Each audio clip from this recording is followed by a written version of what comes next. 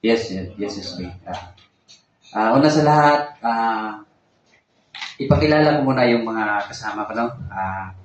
Si Ma'am Gima de los Santos from Iligan City, our franchise director.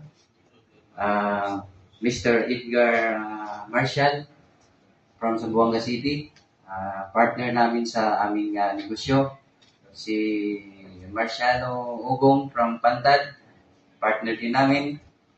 Ang misis niya, si Juanita Ugong, kasama rin namin dito. Ang aking nag-iisang asawa, Alma Marcial Ugong. Kasama namin si Ma'am Lia Fernandez from Pagadian City. Ma'am Lia, si Sir Ronnie Busmion from Zamboanga City. So, actually, nagkanda kami kahapon sa